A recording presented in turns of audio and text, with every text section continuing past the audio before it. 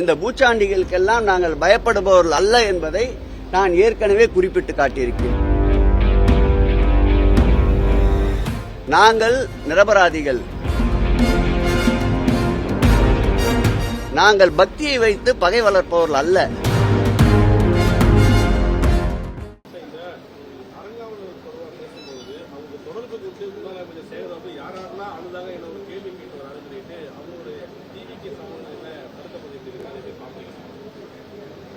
அந்த ஊடகங்களில் வருகின்ற பதிவுகள் எல்லாம் பார்த்தால் அரசியலுக்கு யாருமே வரக்கூடாது என்ற அளவில் தான் ஒரு மாஃபியா கும்பல் அதற்கு வேலை செய்து கொண்டிருக்கின்றது.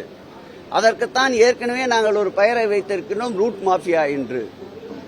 அரசியலுக்கு வருகின்ற பெண்களை முதல் கொண்டு, குடும்ப பெண்களை முதல் கொண்டு இழிவாக தவறாக பேசுவதுதான் வழக்கமாக கொண்டிருப்பவர்கள். அந்த அடிப்படையில் தான் உண்மைக்கு மாறான கருத்துக்களை பொய்யிலே பிறந்து பொய்யிலே வளர்ந்தவர்களை போல் இன்றைக்கு அவருடைய முகநூல், இன்ஸ்டாகிராம் போன்ற பதிவுகள் தொடர்கின்றது.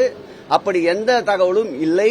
யாரும் கடந்த காலங்களில் நாங்கள் நியமிக்கப்பட்ட அறங்காவலருடைய பட்டியலை படித்தாலே உங்களுக்கு தெரியும்.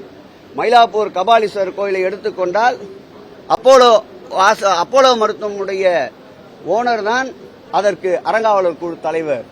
வடபழனி முருகன் திருக்கோயிலை எடுத்துக்கொண்டால் நம்முடைய தினமலருடைய மேன்மை தங்கிய ஆதிமூலம்தான் அதற்கு தக்கார். அதேபோல் கள்ளழகர் கோயில் திருக்கோயிலை எடுத்துக்கொண்டால் அதற்கு வெங்கடேஸ்வரா காலேஜினுடைய உரிமையாளர் தான், வெங்கடாஜலம் தான் அதற்கு முதல்வர். நம்முடைய மதுரை மீனாட்சி அம்மன் திருக்கோயிலை எடுத்துக்கொண்டாலும் கூட பாரம்பரிய வம்சத்தை சேர்ந்த நீதிமன்ற உத்தரவுப்படி நீதிமன்ற தீர்ப்பை பெறப்பட்டு தலைவராக ஆனவர் தான் ருக்மணி பழனிவேல்.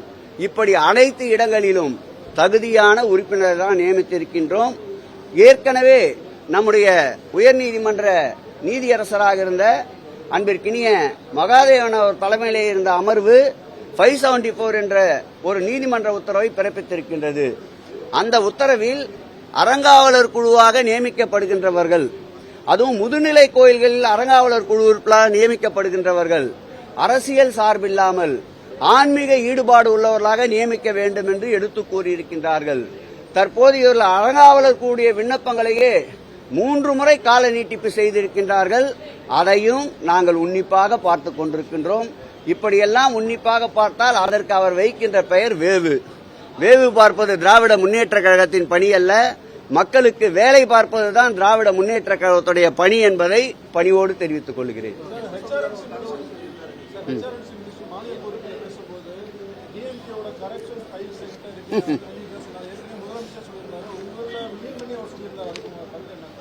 நான் சட்டமன்றத்திலே தெளிவாக சொல்லிவிட்டேன். எதுவாக இருந்தாலும் நடைமுறைக்கு கொண்டு வாருங்கள். உண்மையில் அதில் தவறு இழைத்திருந்தால் சட்ட போராட்டம் நடத்துவதற்கு நாங்கள் தயாராக இருக்கின்றோம். நாங்கள் நிரபராதிகள். கொண்டு வாருங்கள். இந்த பூச்சாண்டிகளுக்கெல்லாம் நாங்கள் பயப்படுபவர்கள் அல்ல என்பதை நான் ஏற்கனவே குறிப்பிட்டு காட்டியிருக்கின்றேன். நாங்கள் அரசியலுக்காக எப்பொழுதுமே ஆண்டவனை பயன்படுத்துவதில்லை. நாங்கள் பக்தியை வைத்து பகை வளர்ப்பவர்கள் அல்ல, பக்தியை வைத்து இறை நம்பிக்கை வளர்ப்பவர்கள். அவர் சொன்ன அந்த சூரசம்ஹாரத்திற்கு உண்டான திருக்கோயிலேயே மாண்புமிகு எங்களுடைய திராவிட மாடல் ஆட்சியுடைய நாயகன் தான் 400 கோடி ரூபாய் செலவிலே வடிவமைத்திருக்கின்றார்.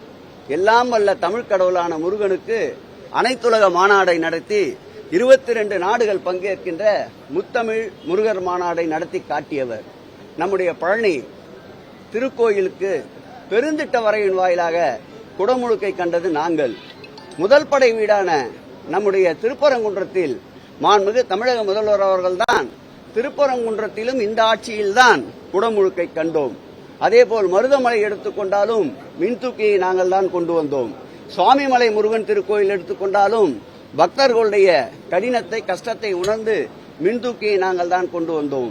முருகருக்கு வாக்களிக்கின்ற உரிமை இருக்குமேயானால் திராவிட முன்னேற்ற கழகத்தில் நடைபெற்ற பணிகளுக்காக நிச்சயம் திராவிட முன்னேற்ற கழகத்திற்குத்தான் அந்த முருகரே வாக்களித்திருப்பார். அந்த வகையில் முருகனுக்கு, முத்தமிழ் முருகனுக்கு, தமிழ்கடல் முருகனுக்கு பெருமைக்கு பெருமை சேர்த்த ஆட்சி திராவிட மாடல் ஆட்சி.